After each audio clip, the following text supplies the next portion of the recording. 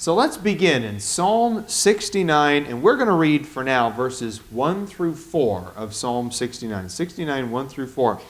Save me, O God, for the waters have threatened my life. I have sunk in deep mire, and there is no foothold. I have come into deep waters, and a flood overflows me. I am weary with crying. My throat is parched. My eyes fail while I wait for my God. Those who hate me without a cause are more than the hairs of my head. Those who would destroy me are powerful. What I did not steal, I then have to restore. So a couple of things to notice here for the first 4 verses is this is very similar to what we looked at last week in Psalm 22. Psalm 22 was written from the perspective of somebody who faced immense suffering and persecution, and that then becomes a foreshadowing of the suffering and persecution of Jesus. The writer of Psalm 69, who we believe to be David, who also wrote Psalm 22, is facing that same kind of persecution. Perhaps David wrote this in the same period of his life as Psalm 22, though I would not contend one way or another on that, because certainly there are several different points in David's life where he really could have looked at the adversaries around him and written a psalm like 22 or 69 or some of the others. Even from his youth, he faced great persecution at the hands of Saul.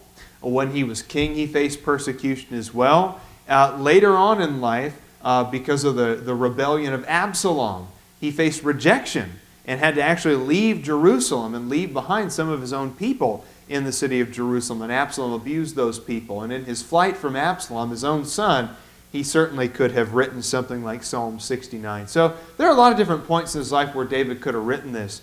And so I do see that there as being a very similar thing to Psalm 22. What do you think here? What do you think about these first couple verses and this kind of repeated references to water and the deep and things overflowing and flooding over me and being overwhelmed by that? What do you think of that symbolism? Yeah, there you go. Revelation. Several times we've pointed out in our class in the book of Revelation, several times we've pointed out that it was a very typical thing in Hebrew poetry to look at the ocean and the sea and the great waters, those different kinds of pictures, as fear. That's what you're to be afraid of those things. And it was very typical in Hebrew poetry because, remember, the Israelites were not a seagoing people. And I've pointed this out before, but for the sake of anybody who might be watching online or anything like that later on, it's worth pointing out again that if you look at their history and water, even in the Old Testament, the Israelites did not exactly have a healthy relationship with water. It takes miracles by God to get them across water. The Red Sea had to be parted so they could escape from Egypt. The Jordan River had to be parted so they could cross the Jordan and get to the land of Canaan and enter the Promised Land. Water was something they were afraid of. And in their literature and in their poetry and in their symbolism, the ocean and the deep tended to represent the thing they feared most. If you could pick out one of their greatest fears, the phobia of the Israelites as a collection of people, fear of water would probably be one of the things that would be on the list there of a collective phobia. So here in verses 1 and 2, he's going back to that symbolism. The deep, I'm overwhelmed. It's water that's overtaking me right now. Drowning, being in the deep, being overwhelmed. That's really striking, isn't it? Now, I don't like water either. I don't know. Maybe I come from a long line of Israelites or something because I'm not crazy about water either. I don't like extreme water sports, as the young people call them these days. If I'm going to be on the water, it's going to be on a big ship with a buffet. That's all I'm interested in. I tried snorkeling one time and I saw a pufferfish and panicked. Rebecca never lets me forget about that. She said, it was so cute. No, he turned to charge at me. Okay, that pufferfish. If that pufferfish accidentally went into my mouth, he would poison me. That pufferfish meat is poisonous, you know. I don't like the ocean. And so I can kind of understand, I can sympathize here with the idea of being kind of pulled underwater and being hopeless and seeing life and breath and sunlight disappearing above your head as you're sinking deep down. You're losing touch with life is what it is. And that's what it feels like for him to be overwhelmed by his suffering at this time. Now, I suppose it takes maybe a little bit of imagination to put Jesus in this scene as well. But if you were to pick out a particular scene in Jesus' life where he was overwhelmed to a degree, what do you think that would be? Okay, on the cross for sure. On the cross for sure. And there's other aspects of Psalm 69, like verses 20 and 21, for example, that do give us an indication that this is a messianic prophecy that's pointing to the cross. Some of the other things, the gall for food, for example, happened at the foot of the cross. That was a scene during his crucifixion. And so it is not unreasonable for us to imagine this same feeling of being overwhelmed, of being flooded, of being of overtaken, my crying, my eyes failing me. It's not a stretch for us to see this in Jesus on the cross. I could also say Jesus in the garden the night before. Certainly the overwhelming nature of the emotional and spiritual burden that he carried that night was something that none of us has ever or will ever experience. I do feel like it. I think I've said this to you before. I feel like that prayer in the Garden of Gethsemane was probably the most intense emotional experience in human history. That was the human body being pushed to the limit as far as the feelings of God, the feelings and the emotions of God coursing through a small human body. That body of his was probably to the breaking point because of the intensity of his emotions that night. So, I can see both the cross and the events leading up to the cross as kind of encompassing that. Let's look specifically at verse 4, because I do think there's more of a prophecy here in verse 4 that is definitely worth our time. Those who hate me without cause are more than the hairs of my head. Those who would destroy me are powerful. What I did not steal, I then have to restore. And I really like that phrase in particular. What I did not steal, I then have to restore. To me, that encompasses the mission of Jesus, isn't it? What I didn't steal, I'm now restoring. The sins that I didn't commit, I'm now paying for. The debt that I did not accrue, I'm now making up for it. What I didn't steal, I am restoring in the process of the cross. Now, I can see in the context that this is David speaking. I totally understand that. And David is definitely not paying a debt in his life that we owe. But to understand what it feels like to be punished for crimes you didn't commit. To be harmed and harangued and persecuted for nothing. What did David do to Saul?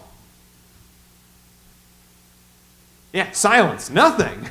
Nothing. And Jonathan, Saul's son, even goes out of his way to point out, Dad, you need to understand, David has been nothing but good to you.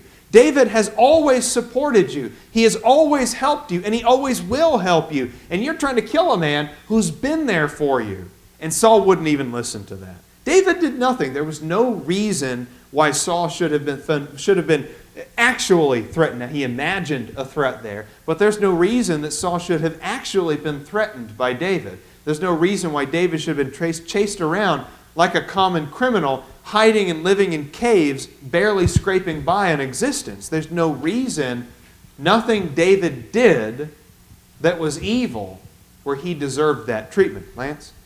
I've never associated these two things together before, but the idea of doing good to someone, heaping coals upon them, is kind of what David did to Saul. So what did David do to Saul? Just got to his goad because he did nothing really wrong against him. Yeah, that's a good point. I like that. Yeah, bringing in the Romans chapter 12 language there, heaping burning coals upon his head. That's kind of what he did. Everything David did was for Saul and for the kingdom of Saul to support him, and yet all of it just annoyed Saul, threatened him, aggravated him, frustrated him, enraged him even. And yet everything David did was for the glory of both Saul and the kingdom of Israel. Well, and the glory of God, of course, I don't discount that. I'm just saying that everything he did had some relation to being a servant of Saul. Even at different points where David refused to kill Saul, he had Saul in his sights twice, both in the cave when Saul was relieving himself and in the camp when Saul was sleeping at night and David took the spear from his side. Twice David could have killed him and didn't, because why? It's God's anointed. You are God's anointed. I could not lift my hand against God's anointed. Now, I do think this is Jesus as well. And the language again there, which I really like there, just this idea of paying back something you did not steal, reminds me of Isaiah 53. And we're going to go to Isaiah 53 a couple times in our conversation today. So if you've got an extra bookmarker, you can probably throw it in Isaiah 53 for some comparison there. In Isaiah 53 and verse 6, all of us like sheep have gone astray. Each of us has turned to his own way, but the Lord has caused the iniquity of us all to fall on him. Again, the idea of paying for something that he did not owe, having to restore something that he didn't steal. But a lot of it goes back to what we talked about this morning in our morning lesson, that God is a perfect God who demands justice.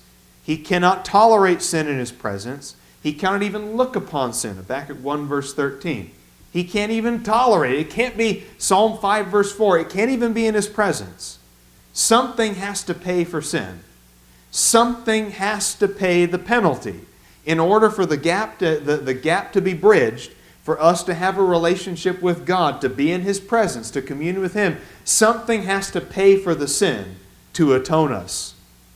And it had to be Jesus. He had to pay what we could not have paid ourselves. Brian? Well, that verse is interesting too, because it's not just the enemies that are against Jesus, not to say that God would be against Jesus, but it's also in that verse, it's God who's laying those things on Jesus. Yeah. You know, it pleased the Lord to bruise him. It was God's will that these things were done. So it was the will of the enemies of Jesus, but it, by extension, was also the will of God to do that same thing. So while the enemies of Jesus had negative intentions against Jesus, God had the same outcome in mind, but a positive intention that Jesus would save all of those people from their sins. Yeah, and as a side note, it's just another example of the way that we sometimes think we're doing what we want to in this life when we're actually just fulfilling God's will. The Romans thought they were dealing with a pest. The Jewish leadership, the high priests and the Pharisees, thought they were eliminating competition. All of them probably wiped the sweat from their brows and took a deep breath and said, "Phew, glad we took care of that Jesus character. Whew, fine. Glad we're done with him. Glad that Jesus, that Nazarene stuff is in the past and we don't have to deal with that anymore." By doing their own will, they were actually accomplishing God's will. Yeah, that's a good point, Brian. I like that. Yeah, the Lord was pleased to bruise him. The Lord has caused the iniquity of us all to follow him. The Lord caused it. The Lord wanted it to happen. The Lord made it happen. That was not an accident. It was not an afterthought. It wasn't a plan B. He caused it to happen. So there's a discussion question on the second page of your material in this chapter. And that question is, what other New Testament passages help us understand the way that Jesus bore our sins or paid the price for our redemption? What other language, what other New Testament passages can you see that sort of just confirm this idea from Psalm 69? Maybe while you're pulling up any that you had thought of, one that I thought of was from 1 Peter, a passage that I actually didn't get a chance to read this morning, just for the sake of time. But in 1 Peter chapter 2, look at verse 21. 1 Peter chapter 2, verse 21.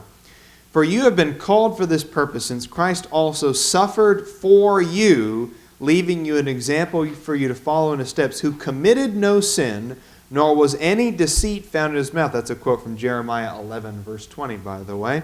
And again, that's what we're looking at there is, he didn't commit sin. It wasn't his sin that he was paying for. It wasn't for anything he did that he died. He was paying back something that he didn't actually steal. "And while being reviled," in verse 23, "he did not revile in return. While suffering, he uttered no threats, but kept entrusting himself to him who judges righteously." And in verse 24, "And he himself bore our sins in his body on the cross, that we might die to sin and live to righteousness. For by his wounds you were healed." Isaiah 53 and verse 5 also notes that by his wounds you were healed. It's by his stripes that we're healed. What does it mean by stripes there in Isaiah 53? Lashes, yeah. The wounds on the back from one who has been lashed by a whip or cords. It's by his stripes that we're made whole. By his wounds, we are healed. It's by his punishment that we are made righteous. So anyway, that's one that I had thought of. Any other passages that come to your mind, just off the top of your head? Hebrews 2, verses 17 and 18. All right, let's pull that one up. Hebrews chapter 2, verses 17 and 18. Thanks, Mitch. Therefore, he had to be made like his brethren in all things, that he might become a merciful and faithful high priest in things pertaining to God, to make propitiation for the sins of the people. And that's not the only time we've seen the word propitiation before also.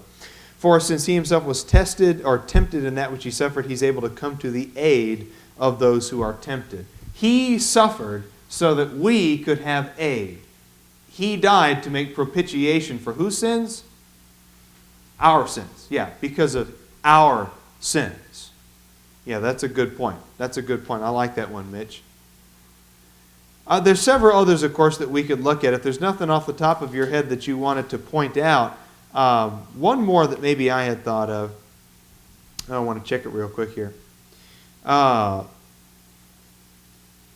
In Colossians chapter 2. In Colossians chapter 2, of course, the whole chapter of Colossians 2 is really quite good. But in Colossians 2, notice in verse 11, and in him you were also circumcised with a circumcision made without hands, in the removal of the body of flesh by the circumcision of Christ, having been buried with him in baptism, in which you are also raised up with him through faith in the working of God, who raised him from the dead. And when you were dead in your transgressions and the uncircumcision of your flesh, he made you alive together with him, having forgiven us all of our transgressions, having canceled out the certificate of debt consisting of decrees against us, and which was hostile to us, and he has taken it out of the way, having nailed it to the cross.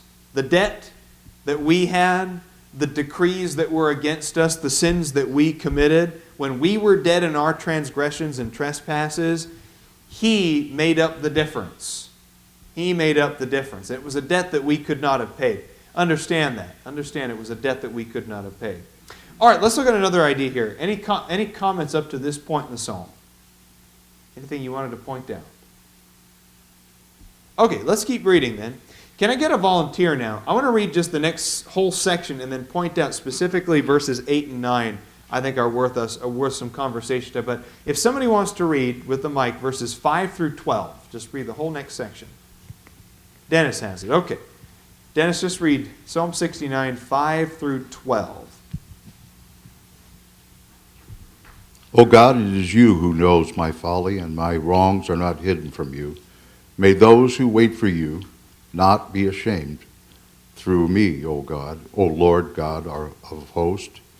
May those who seek you not be dishonored through me, O God of Israel, because for your sake I have borne reproach. Dishonor has covered my face.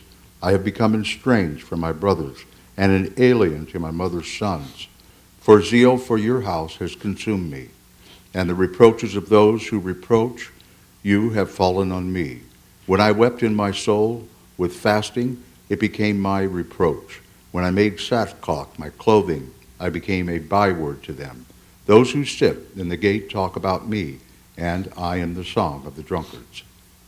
So, obviously, verse 5 is something we've got to deal with here, because if this is a messianic prophecy, then how can we possibly be talking about Jesus having follies and wrongs that are not hidden from God? Two explanations that I see there for verse 5. The first one is, not everything is messianic. And to me, that's a reasonable explanation. It was true of Psalm 22. It's true of the book of Isaiah. Not everything in the book of Isaiah is messianic. There's a lot of it, especially after chapter 40, right? From 40 onward, there's a lot of messianic stuff in Isaiah, but not everything in Isaiah is messianic. Not everything in Psalm 69 is messianic. Same with Psalm 110, Psalm 22. Not everything is messianic. Different aspects of this apply to Jesus, and other aspects are applicable to David. So that's one explanation. But I think even the second explanation, let's just say the whole psalm is applicable to Jesus. Is there any concession that we have to make whatsoever for Jesus to say, God, you know my sins? How many sins did Jesus commit? None. Hebrews chapter 4. Or Hebrews chapter 2. He committed no sins. And so in a sense, it might not be, if you kind of take this as messianic rather than specifically Davidic, one way to look at it is, this is not a statement saying, oh God, I have lots of sins that you know about. This could almost be as a defense, like God is my witness about how many sins I've committed. That God will stand for me because God knows the sins I've committed. Did the Pharisees think Jesus committed sins? They sure did. They believed he was a Sabbath breaker.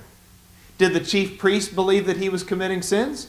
Yeah, because he was blaspheming God and saying that he could tear the temple down and rebuild it in 3 days. Sure, they believed that Jesus committed sins. They accused him of sins. And so in a sense, if verse 5 is messianic, then it could almost be an appeal to God to say, you know what? You claim I commit sins. You claim I'm a Sabbath breaker. You claim I'm a blasphemer. You claim I'm crazy. God, though, God knows how many sins I've committed, and I'm beholden to him alone. So I think there's even an explanation there where you don't necessarily have to start picking and choosing what is messianic and what's not. You have to cut verses out or whatever from the interpretation. I don't know if you necessarily have to do that, at least in this particular case. Lance? So we're not judged just by our sins. Mm-hmm. In fact, our sins are forgiven on Judgment Day. But I think about the parable of the talents, where I believe it's 5, 10, and 2. Mm-hmm. And the one that had 2, you could argue that he sinned by not putting the money with the bankers. But he was accused of not working with the talents that he had. So Yeah. it's not just you doing wrong, but it's also you serving God and doing those things. And Jesus repeatedly said that he came to do the Father's will. He had a job to do, and he completed that job. And so you started to go there whenever you said God witnessed the things that Jesus did. Yeah. And that's why Jesus was found pleasing to God, is because he did his will all the way up to the point of death, which we're talking about here. Yeah. So it was as much about his obedience as anything else. So, and again, just to kind of sum that up, where he's saying, you know my folly, my wrongs aren't hidden from thee. Like, God, you'll be my witness. You'll be my witness. You know what I've done in life. You know. And God knows that Jesus did not commit a sin in any of the things that he did, just as God knows that Job did not commit a sin. It even goes out of his way in, I believe it's Job chapter 2, the writer goes out of his way to point out that in all of these things, in all of this, Job did not commit a sin. At least up to that point, in all those things, Job had not committed a sin. So, God knows. God knows those who are blameless, and God knows those who are full of blame. Go ahead, Dale. He was being accused of sinning, though, and he was being accused of wrongs and foolishness and folly. So the next verse he says, I hope those who are yours aren't ashamed of me. Yeah. You know what I'm all about, God, but I hope the other ones aren't ashamed of me. Yeah. And it might be more about the charges against him, even though they're false. Sometimes charges are brought against us and they're never refuted, and therefore people believe them. Yeah. And he doesn't want God's people to be ashamed of him over them. Not to say he had sins, just to say that he's being accused of them. Yeah. And God knows better, but the other people don't. Yeah, and that prayer in verse 6, this prayer, so to speak, is, let no damage be done to the work because of me. What a sad thing, too, isn't that? What a sad thing that we could read this and it has these messianic undertones or overtones, and we can read in verse 6 that here is in a sense Jesus saying, don't let people be ashamed because of me. Don't let people be ashamed of you or think wrongly of you or come to a wrong impression of you because of me. And we might read that, we'd be so shocked by it, like, Jesus is the hero. Jesus is the hero in this story. But he was such a tender-hearted person, someone who cared so much about God and obeying his will, that to think that anybody could lose faith in God or think ill of God over his example, over his predicament, just shows, I think, his incredible tenderness and obedience. Brian? It's kind of hard not to think about Paul throughout all of this too. I mean, Yeah. obviously this is, in reference to Jesus and holds a specific meaning toward him, but in a lot of this, this same language in verse 6, you can almost hear Paul saying this. And in a few places he did pretty much say, I hope my chains are not a reason for anyone else to lose heart, but in fact to glorify God instead of. Philippians chapter 1, Right. for example. And so it's just sort of that same kind of, you could almost see Paul going back here and looking at this, and when Yeah. Paul was modeling his life after Christ, again, Yeah. just the same kind of language over and over again. You could sum it up by saying it's the servant spirit. David was a servant of God who wanted God to be glorified.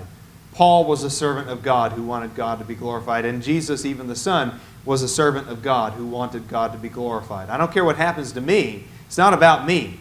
It's about God and the furthering of His kingdom and His work. Good point. These are good comments. Verse 7, though. Because for thy sake I have borne reproach. Dishonor has covered my face. For thy sake I have borne reproach. This is a good point, and I point this out in the Sermon on the Mount also. Whenever I study the Sermon on the Mount with people, and you're looking at the Beatitudes, and in Matthew chapter 5, when Jesus is talking about the Beatitudes in verses 10 through 12, he talks about, blessed are you when you've been persecuted. Is it just persecution at all? Just any kind of persecution? Or is it persecution for righteousness' sake? Yeah, when you're persecuted for righteousness' sake, when you're persecuted for my name's sake, when people say all kinds of, verse 11, when people say evil against you falsely on account of me, all right, that to me it's similar language. And I always point out when I teach the Sermon on the Mount, persecution is itself not a sign of honor. It's not any kind of credit to you to just be persecuted. There's all kinds of people who are persecuted. And some people are persecuted because of things they bring on themselves. And some people are persecuted because of their own sins. And some people are persecuted and they deserve to be persecuted. So persecution itself is not a virtue to say, oh, blessed am I because I'm persecuted. No, there's got to be a why behind it. There has to be a why. And that to me, verse 7 is the why. Because for thy sake I've borne reproach. Dishonor has covered my face. It's not just because I'm bearing reproach. There's lots of people who bear reproach who don't bear it for any kind of virtuous reason. But if you're bearing reproach for the sake of God, did David's integrity stand with him as he wrote Psalm 69? Did Job's integrity stand with him when he was arguing with his three friends? Did Jesus' integrity stand with him even as he remained silent before his false accusers in that sham of a court proceeding? Yeah, their integrity stood with them because they knew why they were suffering. They were suffering for something bigger. They weren't suffering for money. They weren't suffering for land. They weren't suffering for an earthly king or his glory. They were suffering for God's sake. And they knew that. And their integrity stood with them. Verse 8, I've become estranged from my brothers and an alien to my mother's sons. Did this actually happen with David? Yes. Did this actually happen with Jesus? I love these cross-testamental connections that we're making. That might be a made-up term, but I like it. Cross-testamental connections. At what point did David feel like he was estranged from his brothers or alienated from his brothers? Okay, when he was in a pit. Yeah, that'd be one place. Yeah, estranged. How about when he was even really young? Remember after he was chosen by Samuel, by God through Samuel, that is, in 1 Samuel chapter 16. Remember when he was chosen above his older, stronger, burlier, older brothers? What do you think they thought of that?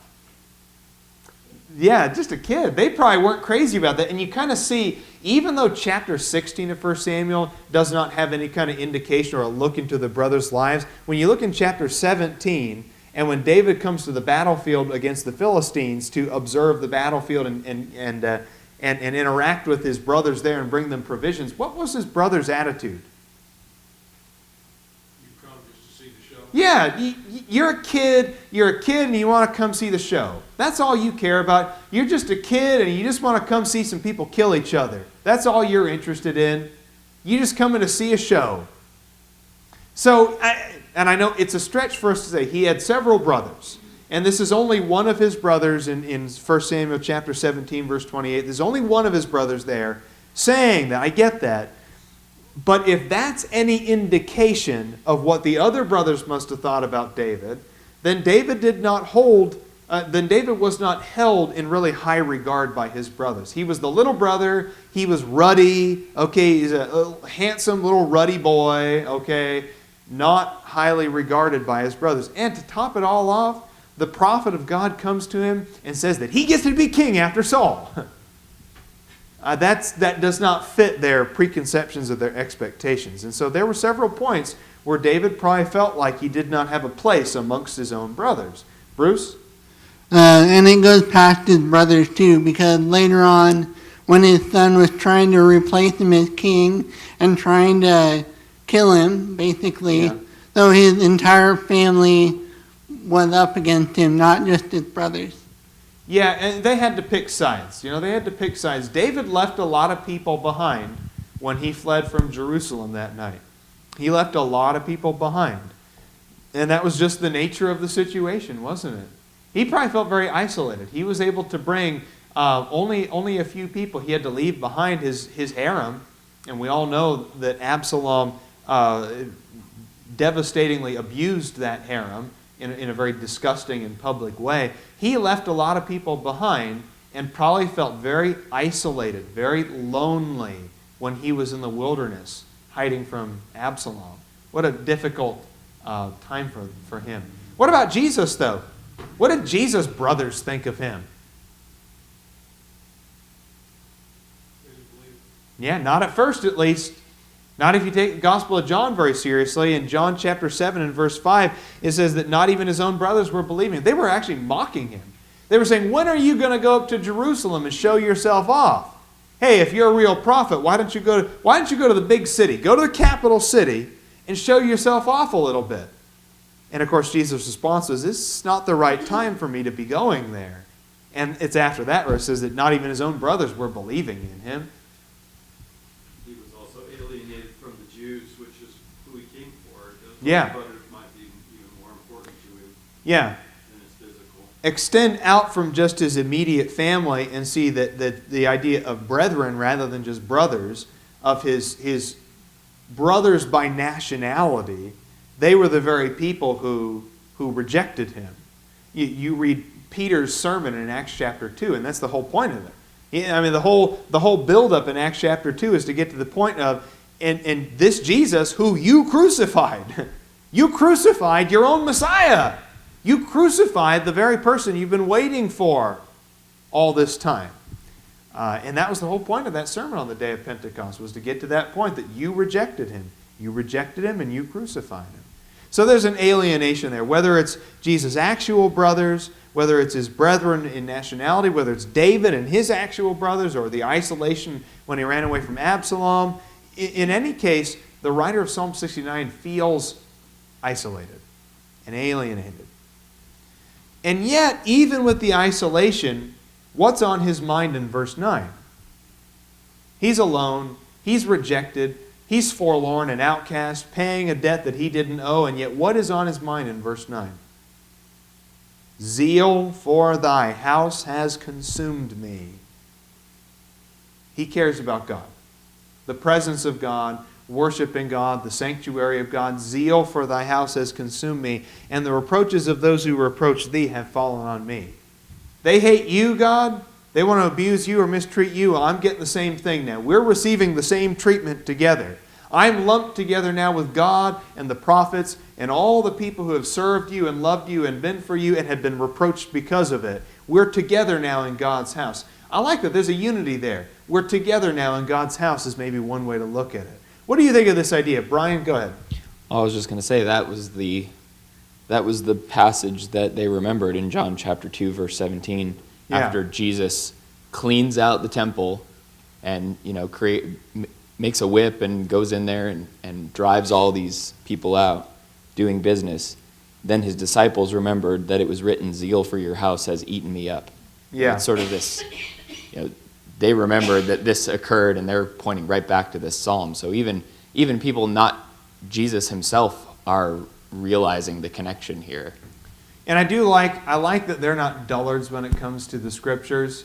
We kind of assume because we have these convenient Bibles and we have a Bible on our tablet or our phone, and we can cross-reference and look here and there and look up a verse on Google if we can't remember where it is.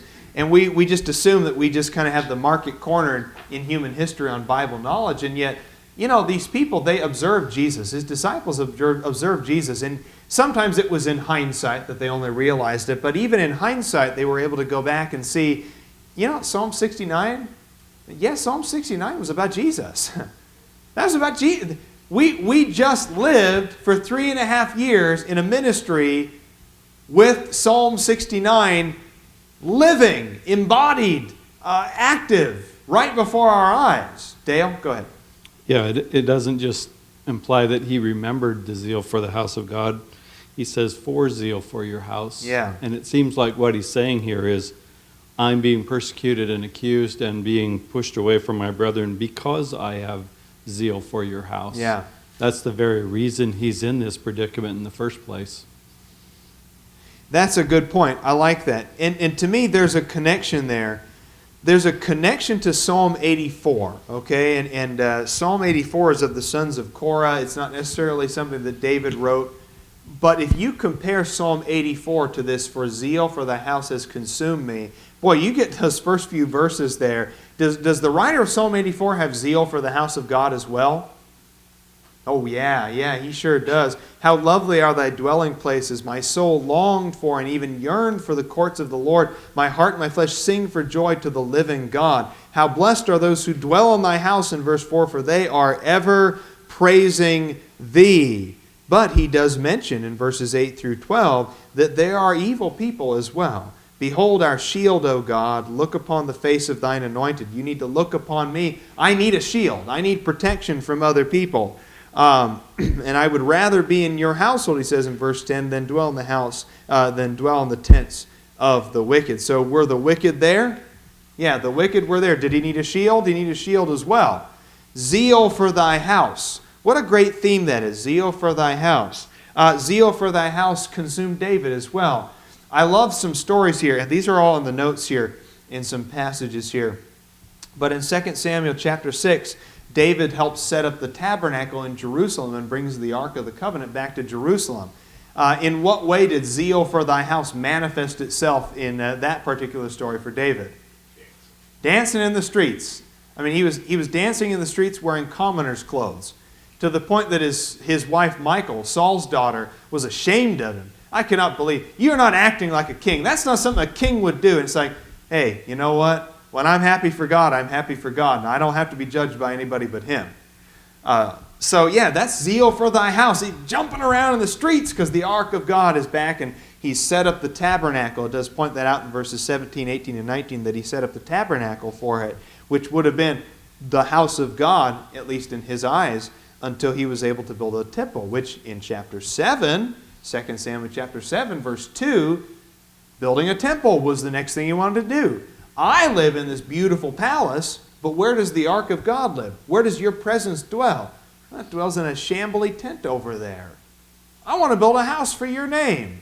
So when God tells him he can't build a house, how does zeal manifest itself even in the denial? Did David go, well, I guess I can't build a house for God? That's that. Yeah. He drew up plans. He gathered materials. He had warehouses full of stuff. And then he told his son Solomon. And that was the big thing. When you look at the speech between David and Solomon, of the last words of David to his son, what is the biggest thing on his mind? Solomon, you got to build a temple.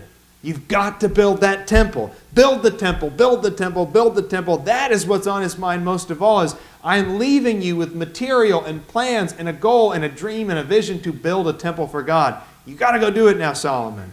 Zeal for his house consumed David. And I love this. This is awesome. Let's ask a discussion question, though, getting back to Jesus, okay? It's worth asking, isn't it? Because this is one of those things when you read in Matthew 21 or Mark chapter 11 or Luke chapter 19, when you read about Jesus entering the courts of the temple and knocking tables over and hitting people with whips and telling them to get out, a lot of Bible skeptics and critics will look at that and go, wow, that's the God who you worship? What a temper tantrum. Okay. Was it a good thing for the zeal for thy house to consume Jesus in a way that led him to make a great big mess out of things and hit people with a whip? Was it justified? Yeah, Lance? I was just about to say something, but I'm going to let you go first. So what would they have said if he followed through with the law when he caught the woman in adultery, or the woman was brought to him in adultery? Yeah. He would have been justified in being part of the crew that would have stoned her to death. Mm-hmm. But that's not why Jesus came. So my point I just wanted to bring out is simple, is the fact that there's a lot of things that Jesus could have done, but it wasn't his time to judge the earth yet. Mm-hmm. He came for a different reason. Yeah. Hopefully that leads into your comment. No, and that's actually what I was going to do, is you have to ask, why did Jesus do this? Did Jesus do it just because it was corrupt and they were making money off of people? No, I don't think that's the main reason. Otherwise, Jesus would have spent all day, every day in Jerusalem, busting doors open of corrupt businesses and people with false scales and brothels. I mean, there's all kinds of... If it was just about corrupt business practices, if that was the main thing of, you guys are making money off of people coming to the temple, that's not the main thing. I think the main point was the holiness of God.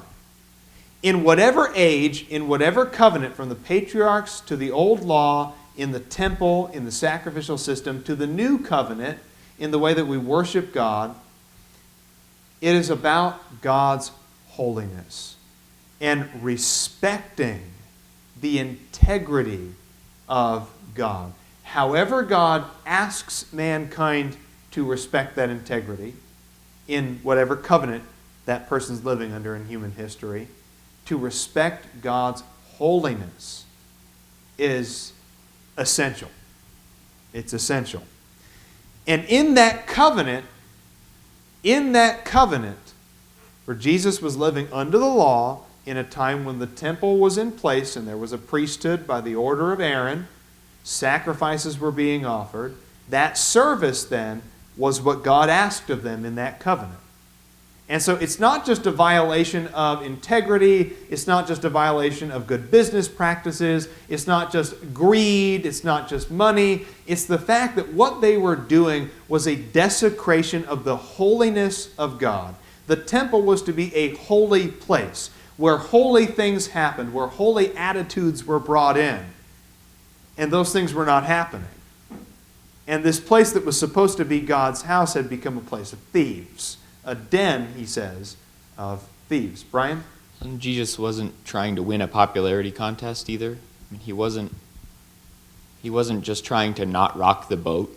Yeah. And so he would go in and do the things that needed to be done when they needed to be done. Yeah. He would stand up and call those Pharisees hypocrites right to their... As shocking as it was. Right to their face. And that, in large part, that's what led him to become their enemies, was because he was telling them what they needed to hear, but they didn't want to hear it because of their own hardness of heart. And that's sort of the same thing here when Jesus never did anything wrong, but he would still stand up there and look over Jerusalem and weep over Jerusalem, having wanted them to repent, but knowing that they wouldn't. Yeah. He was willing to do God's work and be reproached for it, and that was okay. He was willing to do God's work and to be reproached for it, and that was okay. That's what Dale said. And that's a good point. I like that. That's a good point. Both of those points put together, I think, give us this idea of that God's main purpose in this world is to reveal himself as he sees fit. Our main purpose in this world is to respect that revelation of God. If God asks for a temple to be built, then there needs to be a reverence that comes with that. if God asks us to sing with our voices, there needs to be a reverence that comes with that.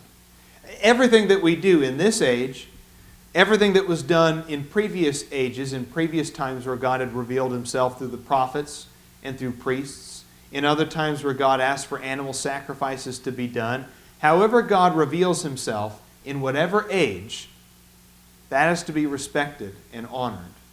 It's good points. I like this. Really, really good points. And it's for Jesus, it's a no-win.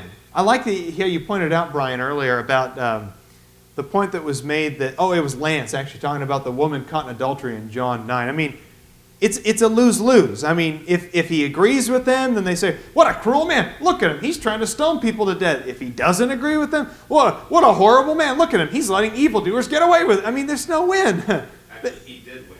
Yeah, actually, his response was a win. Yeah, his response sent them all away sheepishly. Yes, that is true. That is true. But their goal was to get him into a lose-lose. And the same thing happens with the money changers. Let's say he leaves the money changers alone. Let's say he does nothing. People are going to stand by and watch and go, wow, he's allowing all this corruption to go on. He's just sitting here idly by. This same Jesus who said he'd tear the temple down and build it up in 3 days, he's not even going to he's not going to send the money changers away? I mean, it's a lose-lose for him, at least in their eyes. So he does what's right. And like Dale said, he does the work of God regardless of the reproach that comes upon him for it. If he's reproached for doing the work of God, who cares? It's not a popularity contest. He's not there to politic. He's not there to rub elbows. He's not there to be buddy-buddy and make friends with people. If he's there to do the work of God, that's going to come with some reproach sometime. So he'll knock the tables over, and he'll call the Pharisees hypocrites. And he'll touch the people who are not allowed to be touched. And he'll go to the people's lives who were rejects and alienated from society. He'll go to the sinners. He'll talk to the tax collectors. He will do what needs to be done regardless of the outcome in a worldly sense. And this is all pointed out here. For the sake of time, let's skip on down now to verses 20 and 21. 20 and 21 here. Reproach has broken my heart, and I am so sick.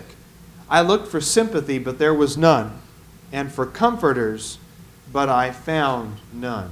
We'll hold off on 21 just for a second. So verse 20. Verse 20. Put ourselves there in the position of Jesus and understand, in the garden, where were his disciples? Sleeping over in the corner. Jesus was having the most excruciating, emotional, spiritual, and physical experience that a human being could ever and has ever had in history. And his disciples were sleeping. I looked for comforters, but there was nobody there. On the cross, the same way. We pointed out last week that even though John and Jesus' mother Mary must have at least been within earshot, because he calls out to John and says, that's your mother now, take care of her. Just because John is within earshot does not mean he's right next to him comforting Jesus. It doesn't mean that he's at Jesus' feet telling him that it will be okay, wiping the sweat from his face, helping him breathe. I mean, John was within earshot, but that doesn't mean he was right there with Jesus alongside him. Jesus bore that suffering by himself. Jesus bore that burden by himself. I found no comforters. I looked for sympathy, and there was none. There was nothing there. Nothing there. Verse 20 is just, it's so heartbreaking, isn't it? To read that. And you know how I am, I'm a very emotional person. Sometimes things just get to me. I'll tell you, this is your little Ryan piece for the day. There's one thing that gets me welled up every time, okay? Without fail, it's like pushing a button on a machine, okay? What? Crumbs? Yeah, well, every night I go to bed and go, why are they so messy? Eat over your plate. No, it's... Yeah, I know. Yeah, this morning's lesson, yeah. It's families being reunited with veterans. Oh, that gets me every time. Seriously, that gets me every time. I don't care if it's like a goofy bank commercial or something. and they've got stock footage of a family being reunited with a veteran. I see families reunited with veterans. You know, I see the family at the football game getting honored, and dad comes out of the chute and surprises all of them. And I'm like, it's so beautiful. I can't believe it. So you know I'm emotional. But I read verse 20, and to me, verse 20, and the themes surrounding it, verse 20 coupled with the experience of Jesus in the garden, the account of that in the Gospels, and Jesus suffering in the garden and saying that reproach has broken my heart and I am sick. I'm sick because of my sadness. I'm sick because of my loneliness. I feel my loneliness in my body. I can feel it manifesting itself as physical pain. That gets me every time too. Even more than families being reunited with veterans. Any comments here on verse 20 before we look at verse 21 and bring things to a close? Yeah, Dale's got a comment, and Bruce. Bruce, go ahead. I know this is about Jesus, but I can't help but think about David and how he was betrayed by his own son and by his entire family, really. This is a lot of what he's feeling at that time as well. Yeah. So it not only applies to Jesus, but also to David. Yeah, and just put yourself in their shoes. It's easy to read these words as mere poetry, but when you really start imagining, when you really start going into your mind's eye and picturing what it would be like to be just totally rejected. Look at the person next to you. I mean, most of us, we have a spouse, we have kids, we have a best friend, we have coworkers who like us, we have other Christians. We got 25 Christians in here, and we all care about each other. We all like each other. Imagine if everybody in this room, everybody, from the person you don't know very well to your own spouse and your own kids, just turn their backs on you in your moment of greatest need. And they just turn their backs on you. And then multiply that by 1,000,000, and you've got Jesus in the garden. Dale, and then we'll look at verse 21 real quick. Yeah, we said that Jesus was doing God's work, and he was reproached for it, and that was okay. But I think here he's saying he was okay with it, but it still hurt him. It still bothered him. It still upset him. And it was still concerning to him that was happening to him. So you see more of the humanity of Christ here in that side of him. He wasn't just a robot who said, well, fine, if you want to reproach me, I just don't care. He didn't, it wasn't that at all. He cared a lot. He cared a lot. And that's the thing, and I like the way you put that. He wasn't just kind of robotic. Jesus wasn't calloused. He wasn't just going like, okay, come on, chief priest, bring it on. Give me your worst shot. He really cared. He really, really cared about it. Verse 21, they also gave me gall for my food, and for my thirst they gave me vinegar to drink. Gall was poison, bitterness. And that was actually, I was researching, it was actually a pretty typical custom for the Romans when they executed somebody on the cross. It was very typical for them to actually give gall, because gall would have dulled your senses. They would have given you gall to just kind of like, take some of the pain away and increase the process. It was a poison, so it was going to kill you, but it was also going to dull your senses. So if they wanted you to die a little faster, they give you the gall to speed things along. And they offered Jesus the gall in Matthew chapter 27, verse 34.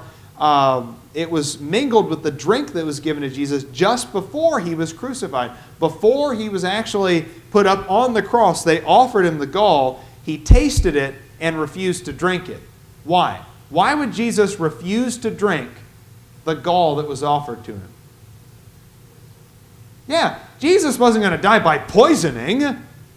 He was going to die because he was hanging from a tree.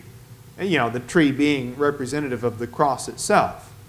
That was the prediction. That was the prophecy. There was a certain way that he needed to die. And to be crucified was how he needed to die. He was not going to be poisoned. I think there's also, in a sense, if this is going to be suffering for all the world's sin, and if it pleased the Father to bruise the Lamb, to bruise the Son, there's nothing accomplished by removing the sensation.